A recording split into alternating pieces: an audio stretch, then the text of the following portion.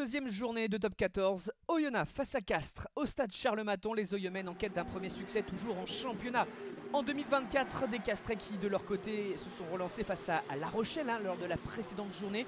Toujours dans une quête de top 6 qui viennent avec la grosse équipe dans le haut budget, beaucoup d'ambition. Et on va voir justement ce que ça donne sur ce duel.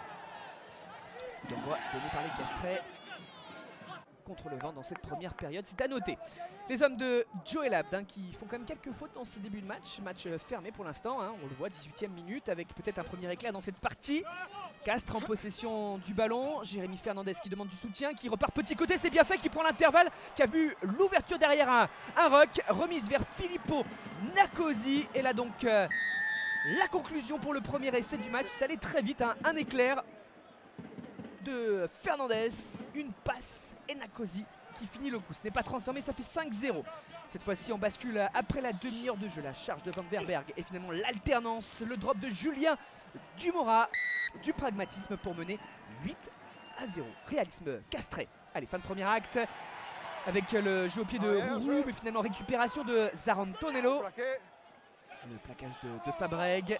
Possession conservée par Castres. Dumora dans les bons coups qui décale sur la gauche pour Babio. Nakosi.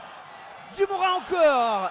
Et c'est un deuxième essai pour Castres. On l'a vu sur cette situation. Oyo qui défend en sous-nombre, qui a pris d'ailleurs un jaune dans cette première période contre son talonneur Benjamin Gélédan pour une accumulation de fautes. 13-0 pour Castres. Mais ce premier acte n'est pas terminé avec Lucas Mensah. Là aussi l'éclair du côté d'Oyonnax avec une défense franchie, la remise vers Jonathan Rourou et les premiers points dans cette partie pour Oyonnax, signé de son demi de mêlée qui a remplacé Lobzanidze assez rapidement dans ce match, sorti sur commotion le demi de mêlée, et Rourou qui vient aplatir. Transformation de Miotti après la sirène, et c'est une première période au suspense relancé qui se termine 13-7 quand même pour Castres à Oyonnax, et même 16-13 après une pénalité. Et le deuxième drop dans ce match pour Julien Dumora, qui a bien lu la situation offensive, qui surtout se rend compte que son équipe éprouve quand même quelques difficultés parfois à franchir le dernier rideau. 19-7. Mais ce moment important du match, la charge de Levan Chilachava sur Kevin Le Breton, et on voit effectivement ce bras qui vient sur le visage de Kevin Le Breton, geste non maîtrisé. C'est un carton rouge qui peut peut-être faire basculer cette partie. Oyonnax mené sur son terrain de 12 points, mais qui se retrouve à 15 contre 14. Le choix d'aller en touche, le goal. Benjamin Gélédan, le soutien des avants, qui travaille, qui progresse, qui gagne du terrain. Regardez cette avancée nette des avants oyonnaxiens. Avantage en cours. Il reste qui plus a du temps.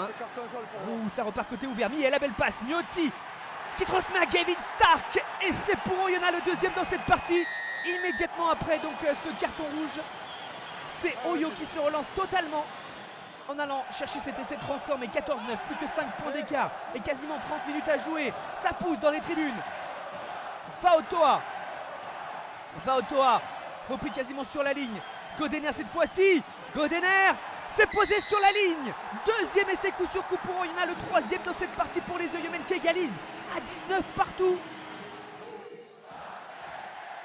Loïc Godener donc qui aplatit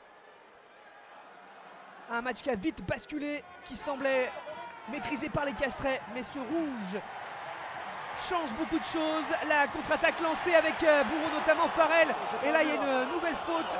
L'avantage est laissé, ça se poursuit. On va revoir sous un autre angle cette situation avec la défense de Santiago Arata.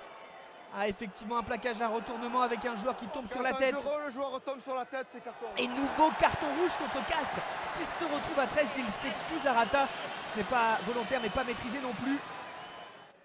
La pénalité cette fois-ci pour Oyo à 10 minutes de la fin. Miotti n'avait pas transformé l'essai tout à l'heure pour passer devant. C'est chose faite sur cette pénalité. 22-19 à 10 minutes du terme. Les supporters d'Oyo poussent. Est-ce que Oyonnax va aller chercher un premier succès en championnat en 2024? La réponse est oui. C'est tapé en touche. Il s'offre un succès pour se relancer les Oyonnax, surtout pour se faire du bien après des semaines difficiles. 22-19, succès donc d'Oyo face à Castres. Castres qui repart avec le bonus défensif.